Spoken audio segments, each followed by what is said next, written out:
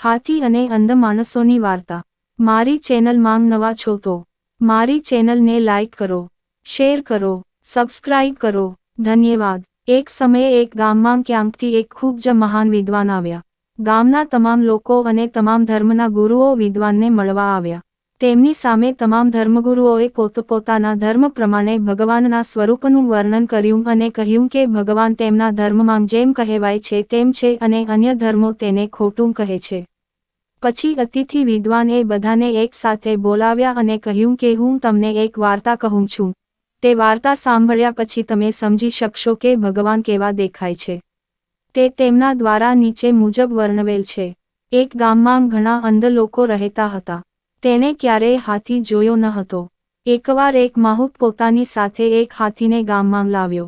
હવે ગામમાં ચારે બાજુ હાથીના આગમનની ચર્ચા હતી। અંધ માણસ હાથીને જોઈ શકતો ન હતો પરંતુ તે તેને સ્પર્શ કરવા અને તેનો અનુભવ કરવા માંગતો હતો। પહેલા સૌથી વૃદ્ધ અંધ માણસે હાથીની પીઠ પર હાથ મૂક્યો અને તેને દિવાલ જેવું લાગ્યું। આ પછી બીજો અંધ માણસ હાથીની નજીક આવ્યો અને તેને હાથીના કાનને સ્પર્શ કર્યો અને જોયું કે હાથી સૂપ જેવો દેખાતો હતો। હવે ત્રીજા આંધળાનો વારો આવ્યો। તેણે હાથીના માથાને સ્પર્શ કર્યો અને તેના હાથમાં હાથીનું થડ આવ્યું જે તેને નરમ ઝાડના થડ જેવું દેખાતું હતું। જ્યારે ચોથા વ્યક્તિએ હાથીને સ્પર્શ કર્યો ત્યારે તેના હાથમાં હાથીના પગ દેખાયા જે તેને થાંભલા જેવા લાગ્યા। પાંચમા વ્યક્તિના હાથમાં હાથીની પૂંછડી હતી જે તેને જાડા દોરડા જેવી દેખાતી હતી। હાથીને સ્પર્શ કર્યા પછી બધા અંધ માણસો પોતપોતાની જગ્યાએ પાછા ફર્યા અને એકબીજા સાથે તેમના અનુભવો શેર કરવા લાગ્યા। પ્રથમ વ્યક્તિએ કહ્યું, ભાઈ, હાથી દિવાલ જેવો છે। તેની વાત સાંભળીને બીજી વ્યક્તિએ કહ્યું, ના ના, હાથી સૂપ જેવો છે। ત્રીજી વ્યક્તિએ કહ્યું, હાથી ન તો દિવાલ જેવો હોય છે અને ન તો સૂપ જેવો હોય છે। હાથી એ નરમ ઝાડના થડ જેવો છે। ત્રીજી વ્યક્તિની વાત સાંભળીને ચોથા વ્યક્તિએ કહ્યું, ના ના, તમે બધા ખોટા છો, એક હાથી ધ્રુવ જેવો છે। અંતે પાંચમી વ્યક્તિએ કહ્યું, તમે લોકો કંઈ નથી જાણતા, હાથી જેવો છે, જાડા દોરડા છે। આ રીતે તે પાંચ લોકો એકબીજા સાથે દલીલ કરવા લાગે છે। દરેકને લાગે છે કે તેઓ સાચા છે અને બાકીના બધા ખોટા છે। તેમની દલીલે પરસ્પર લડાઈનું સ્વરૂપ લીધું હતું। ત્યાં જ એક વિદ્વાન માણસ ત્યાંથી પસાર થઈ રહ્યો હતો।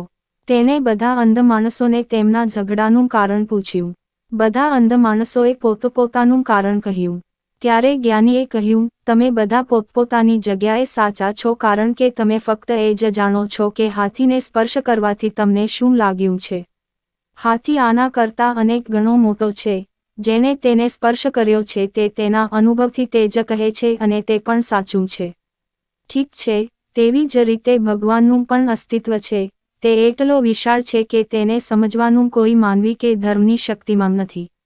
બધા ધર્મો ભગવાન વિશે જે કહે છે તે પોતપોતાની જગ્યાએ સાચું છે પણ સંપૂર્ણ નથી।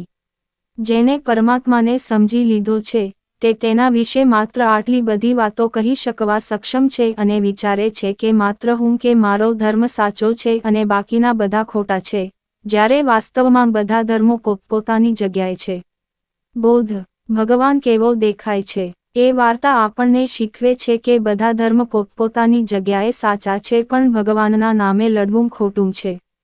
પૂરી વાર્તા સાંભળવા માટે ધન્યવાદ।